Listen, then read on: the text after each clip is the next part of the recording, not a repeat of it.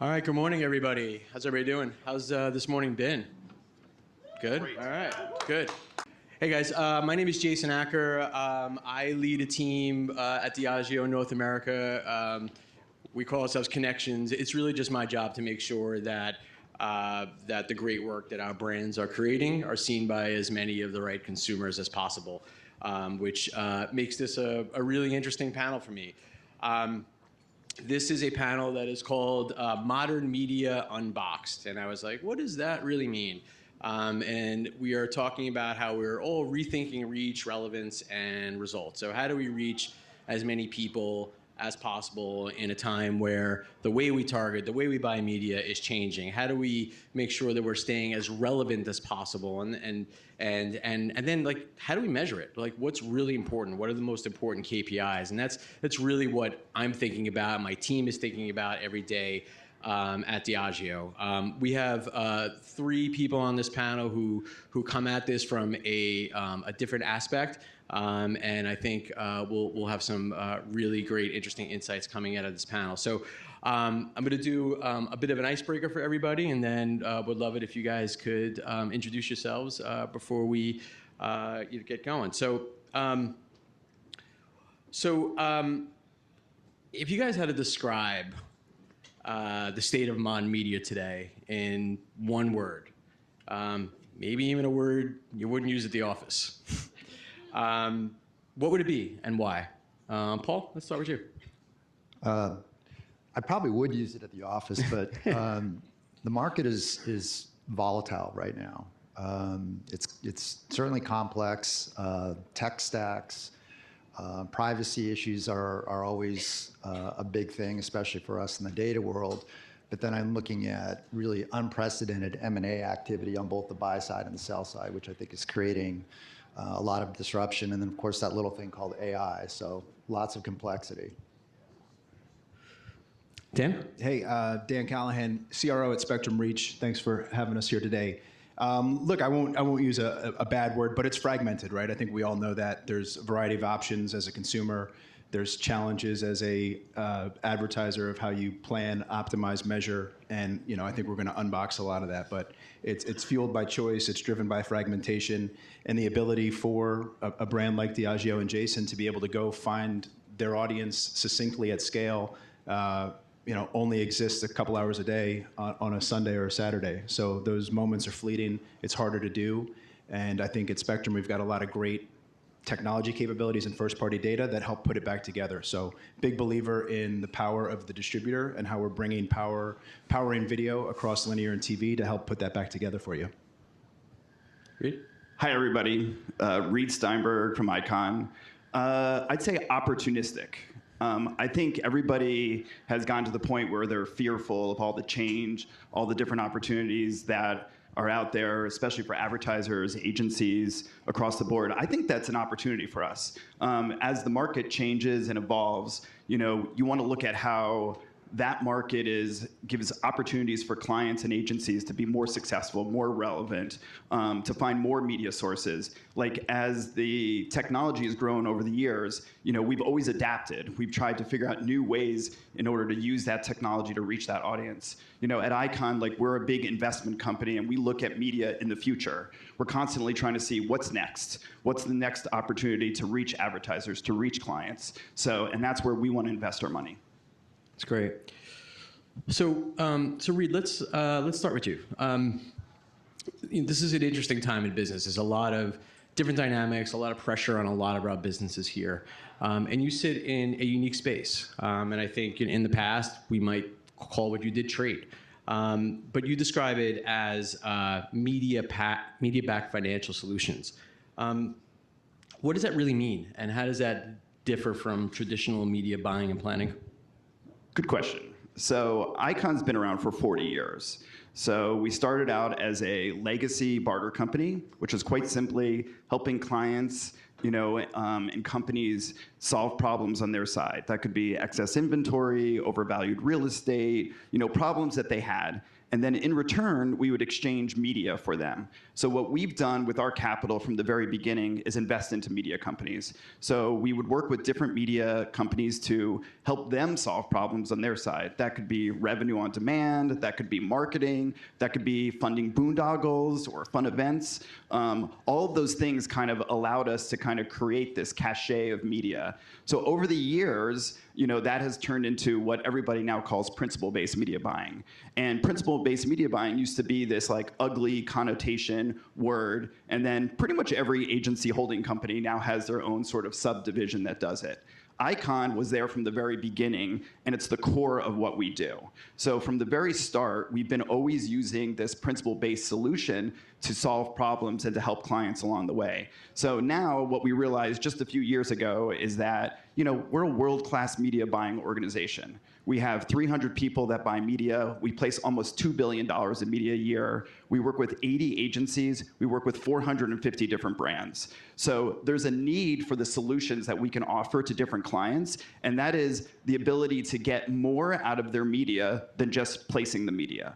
So we deliver media for clients at their same, benchmarks, guidelines, quality, service. We have staff that knows how to, take care of that media, run it correctly. But then we're able to really give a client some extra value out of that. And that's where the media financial solutions comes into it. That could be used to get more reach. That could be used to try different media sources. That could be used to create marketing experiences for those clients. That could also be used for barter, which we still do. So our business has just really exploded in the sense that there are clients who want to get more value out of media than they ever have before, and that's kind of where they come to us to really help them to do that.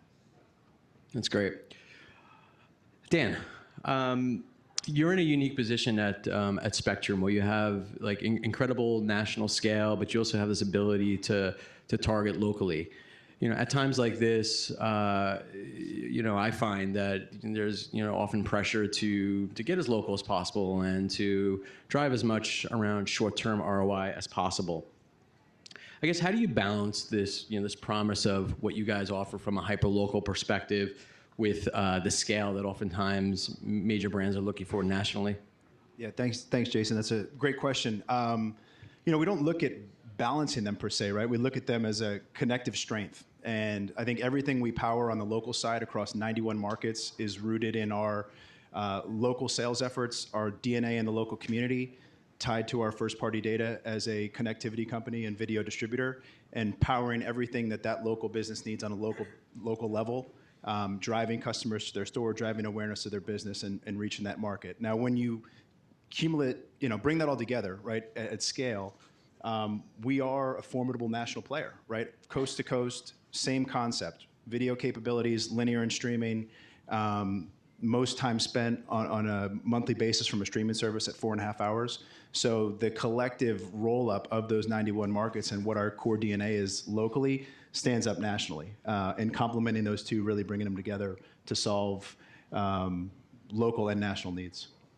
Yeah, that's great. It's something that we're constantly wrestling with, is that that balance of national through to local. So Paul, measurement, right, I lead the measurement team at Diageo, and it changes every day, right? We're wrestling with how do we manage through automated solutions using AI, thinking about how we leverage those tools for faster insights with greater frequency. I imagine your world is very dynamic and changing quite a bit. As the CRO of MRI-Simmons and Nielsen IQ, you're obviously very close to data and insights. So how are you helping advertisers in a time that's changing so quickly to better understand where their consumers are today and how do we reach them? Yeah, that's a great question. So I think it was 2 years ago, Nielsen IQ acquired GfK, and probably the most important asset of that acquisition was MRI-Simmons, at least from a media perspective. So I think anybody that's been in the industry for any time knows MRI-Simmons. It's a stalwart in the planning ecosystem, 65,000 variables, 50,000 consumers, every agency is leveraging that foundational data for planning and now activation. So that data set obviously is incredibly important.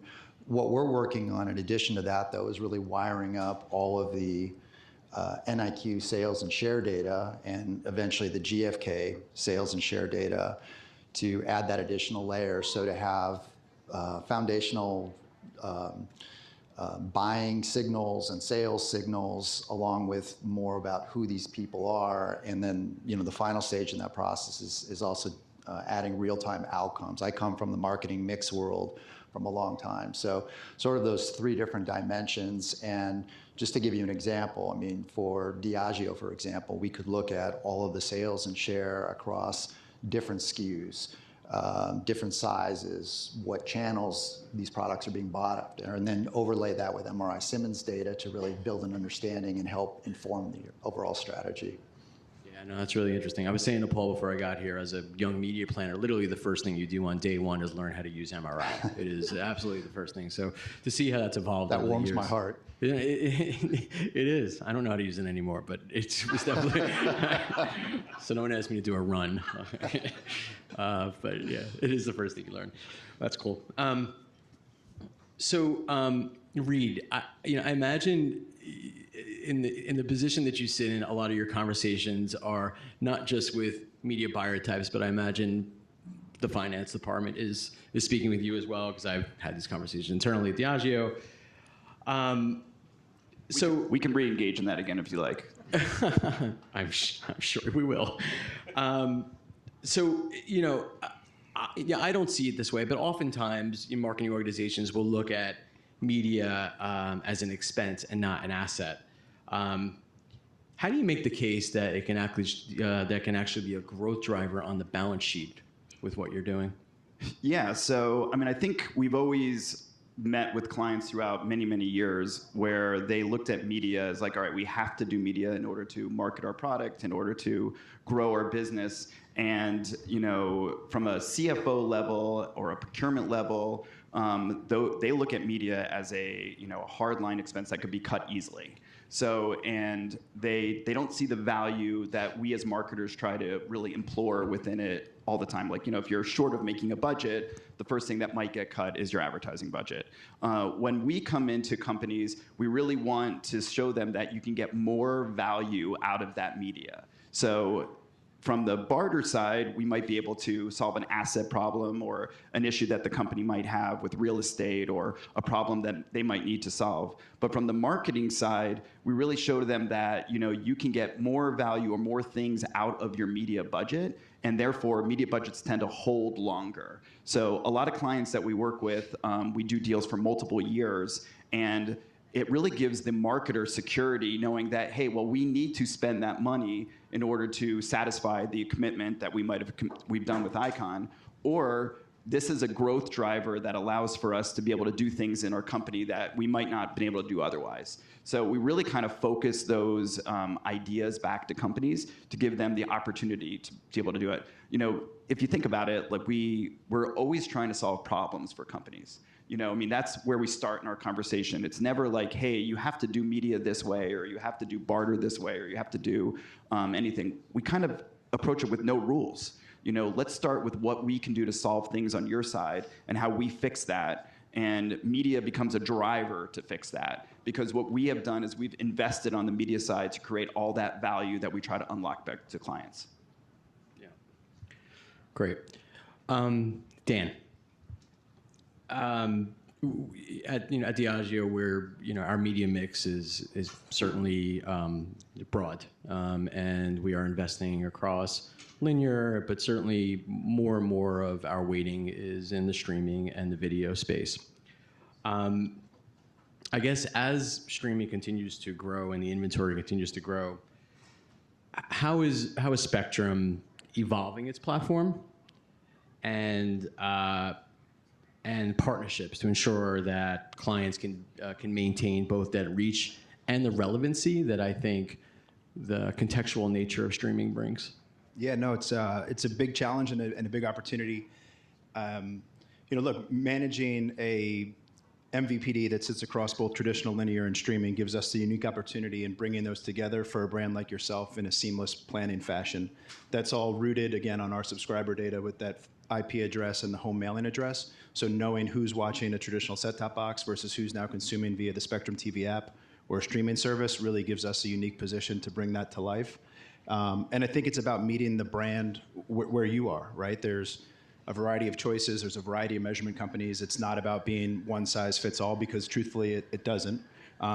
We feel really strongly about our data being an anchor in whatever it is that we do with you to help it. But if it takes a third-party partnership, we've got those. If it takes managed service addressability, we're powering that. Our programmatic business is growing significantly year over year. So it's about having the solutions to activation, the partnerships to bring different third-party and first-party data sources to life on your behalf, and then really making them work. So our tagline is we're building a smarter media engine, right? How do we make the linear assets work hard? How do we make the streaming assets work harder? And I like to think about it as it's the scale of television in totality with the precision and the targeting of digital. So it's really marrying together the best of both worlds. Yeah, quick follow-up. Do you find that clients are doing a better job producing the right creative based on the delivery method at this point? We are starting to see different creative, and it's actually a service we offer. We've got an in-house creative agency called Kernel that does a great job. A lot of our regional local clients take us up on those services where they are a small shop, a small business that maybe even doesn't have an agency. We've dabbled now in the AI-generated creative with a company called Waymark. So I think it's a great question, and looking at my talking points, I should have mentioned in the beginning, right? We can now take that creative and personalize it, right? So using that national scale for you, if there's a certain brand that you know is more popular in a market that we run, how do we use that information and use this technology to help you change the creative on the fly? So it's absolutely something that we're leaning into, and we're seeing more brands take advantage of it. That's great. So you mentioned AI, so here we go. Right, Paul. So you can't get through a conference, can't get through 15 minutes of the day without talking about AI at this point. It is a big part of my day now, for sure. Somehow that now sits under me as well. How do you see AI changing the way we're analyzing insights, the way we're analyzing data, how we get to quicker business decisions using AI? Yeah, no, it's a great question, and you can't get away from it. It's every conference. Clearly you can do more with less. I think, our clients, especially on the agency side, they're short-staffed these days, and on the media side, all of our buyers. So, they're looking to us for GPT-type functionality to be able to raise insights, do cross-tabbing, help scale themselves, and that's an obvious one. We're internally using AI to do sort of the aforementioned of what I talked about earlier, being able to wire up all of our different data sets and model things faster and do that in clean room types of environments. The one word of caution, and I think one of the speakers yesterday talked about it quite a bit, is AI without the proper, accurate foundation, the anchor, can be very dangerous, right? AI is measuring signals. AI is measuring little elements, and if the foundation is cracked, if it's not there, all you're doing is creating inaccuracy at scale. So I think the watch out in AI is be ready, make sure that your data is accurate and the foundation is there first. I imagine you're spending a lot of time with clients having that exact conversation. We are, yes. As well, yeah. It's interesting. Thanks for that. Dan, with all these new measurement currencies competing for credibility, how do you guide advertisers through the uncertainty while still delivering confidence in the outcomes? Look, I think it's everything we do in this business is relationship oriented. It's built on trust. So again, having the right assets, the right mix of data, right? Those are table stakes. But now it's around pushing the media to work harder, right? I think Reid touched on it. Everybody's trying to do more with less. Budgets are constrained. For us, we think it's rooted in transparency, right? It's something that comes up at these topics or panels all the time. The data is key to what we do, but now through a partnership with Gracenote, they power the guide data for cable companies and other distribution companies like ourselves, tying that data in. So now you no longer have to sacrifice a contextual news, comedy, macro level genre targeting, but we can go to selling title, day part specific along with data. I do think will be a game changer for us this year. And for the brands in the room, for the agencies in the room, push everybody to do better, right? As an industry, we've got to pick this up. We've got to get better about it. We've got to be transparent in where your media is running. We ask you to ask us to deliver that and ask our partners in the other fast services and other streaming services you're buying to help you solve for those challenges as well. Because it's not just a data problem. It's not just a first-party targeting problem. You can now do it within the shows and the content and the programs that you want to deliver in, and you shouldn't have to sacrifice on one or the other. That's good. Reid, so I oversee media for North America, and I'm certainly charged with ensuring that our media is a competitive advantage, and we're using media to drive business. That said, I have a big productivity agenda, right? And I imagine that's center to a lot of the finance-backed decisions that goes into media. So this panel is about rethinking results, and traditional media metrics aren't necessarily telling the full story anymore. So how do you advise clients to measure success when media is also a financial lever? I think almost as much a buzzword as AI, outcomes is like the other buzzword in our industry. I mean, I think people are measuring results. Like advertisers advertise to get a result. That result usually is sales. How do I get more sales? How do I sell my product? How do I get more, web downloads? How do I do the things that I need to do to drive my business forward? So when you're looking at media, you need to look at the idea that you're driving towards that result or driving towards that outcome. And all of the technology, I think, is getting better to help us understand how to get closer to getting those outcomes and results. We recently worked with a client, a fast food restaurant that wanted to increase store sales in local markets. And the issue that they had is they had great national advertising. They weren't really doing much on the local side except for maybe some social media, a little bit of search. And what we did is we gave them a program saying, all right, we're going to guarantee this off of sales. So we're putting a threshold of plus 15% same store sales as the guarantee that we're going to deliver based off of what you're going to purchase on media. Now, we can do that at Icon simply because we're a principal media-based buyer, so we can take the risk on the media side. So for them, it's all right, so you're guaranteeing me more sales based off of spending? Yes. So, and there's so many ways to do that now. There's so many drivers within different media types that can get you to flip the page and to do that. I always like to say that Icon, we do all media types except for yellow pages, because yellow pages aren't going to drive your sales anymore. So, but everything else really is that functionality. So I really like to think about outcomes as the future of what we're trying to do. And as we start to develop, more ways to purchase media, more ways to get involved with content, we really need to think through how we solve those problems more directly, because I think that's what clients want. That's what advertisers are really looking for. Yeah, no, 100%. Paul,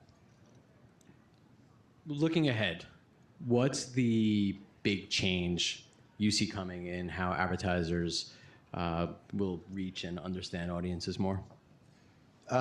Again, I'm bullish on the multiple dimensions that we're kind of embarking on, or bringing these multiple data sets together to not only better define segments, but then, I think, like I said, bringing purchase-based information and deterministic information along with, accurate survey information is going to really move the needle for advertisers. So that's an area that we're putting a lot of effort behind right now.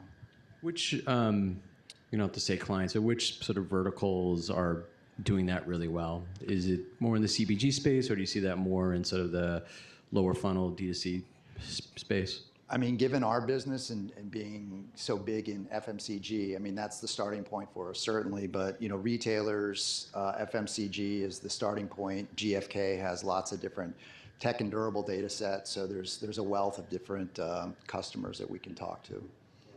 That's great. on time. All right. Dan, from your vantage point as CRO, what's the next frontier in monetizing attention? Where do you see the biggest advertisers, the biggest opportunity for advertisers to get ahead? It's a great question. Talk about another buzzword, right? That's the magic three. We've said AI, we've said outcomes, we had to say attention. Yeah, what does attention even mean? Let's just I was hoping you were going to go to Reid with 4 minutes left. So, I mean, look, it comes down to like, we talk about attention, how people are engaged. You know, I think it's quality of content, it's the validation of the deterministic data. There's like 5 things that a brand should require. You no longer have to play duck, duck, goose and picking which type of media is working the hardest or which one's running. But, you know, it's the attention, it's the time spent, it's the emotional connection. You know, we like to believe in live, right? Live is why people keep cable, why people keep it for sports. So the engagement that's there when you're watching via Spectrum is second to none. We've got some numbers from the VAB, right? It's, you know, a CTV ad on Spectrum delivers the same attention as 1.5 YouTube ads, about 40 Facebook ads, and around 100 digital display ads, right? So there's no denying the fact that CTV is working harder, it's working smarter, it's bringing together those 5 things to really power attention and drive those outcomes. Anyone else have anything to add on that? Looks like you had something to say. I'll add some stuff, of course. Yeah. I mean, I think attention. That's a really interesting point because, like, I think we should not devalue our business. Our business is really it's getting more challenging, which means that the people who are like in this room, the brands that work, need to focus on elevating what we do as an industry and how we try to get advertisers to see the value of what media and of what the necessity of advertising really is all about. So I think where the challenge moving forward, and I think the way that we're going to capture that attention is by breaking the model. So we can't just do 30-second commercials. We can't just do display billboards. We can't just do run-of-the-mill creative. We have to do things that are more integrated, more interesting, more evolved. We should be working with, and I challenge vendors all the time of like, how do we break that mold for an advertiser? How do we give them something that's different in order for them to be, you know, to get the brand to show better, to get the brand to be more accentuated. So, I mean, we constantly have to challenge that. We challenge Dan's team. We challenge everyone to really think through that model, you know, differently. And that's going to capture the attention. So I think you mentioned before also about getting creative better. Creative needs to be better. I mean, it's just like if you watch regular television and you see regular commercials, you're seeing like just really bad creative across the board that needs to be improved because you got to capture the attention of, you know, the people who are going to buy your products. So I think there's going to be a whole revolution, and I think that we really need to kind of focus on getting, you know, the whole industry uplifted and more focused to getting that attention better. Because, you know, brands need that help. They need that attention. Sorry, that was my soapbox. I'll get off the soapbox now. No, I think that's good. Do you have anything to add to that? Okay. All right. So we got about a minute and a half left here. We'll close this out with one more question for all 3 of you. If you had one piece of advice for advertisers looking to balance reach, relevancy, and results, which is what we're talking about today, in the next 12 months, what would it be? And what's one common mistake you'd want them to avoid? I think we've talked a lot about mistakes today here. So, but what else? Start with me. Go ahead, Paul. You know, I think simplicity is lost sometimes. So good creative, good data is the foundation, and there's no need to overcomplicate things any more than that. So that's the do for me. I think that's a good piece of advice. It's hard to keep things simple these days. Go ahead, Dan. I would say it's harness the chaos, right? It's embrace this fragmentation. It's work with partners that have transparency, first-party data, can help with the creative. You don't have to settle, right? You don't have to do something with one partner, maybe because it was a piece of a legacy buy. It's challenge the status quo. It's ask and try new things, and it's, you know, force my team and force our competitors to do more for you. And I'll start I'll end where I started, which is be opportunistic. Like really look for different opportunities to extend your media budget. Look for different opportunities to get involved in creative. Look for opportunities to get involved in content. Like I think you have to think forward in the business versus just worry about how everything is so fragmented and difficult. So, and challenge vendors, challenge clients, challenge agencies to do more, to be more opportunistic and find those opportunities. And I got it down to 3 seconds. We're good. That's it. All right. Anyone have anything else? Thank you. Okay. Thanks, guys. Thank you. Thanks, everybody.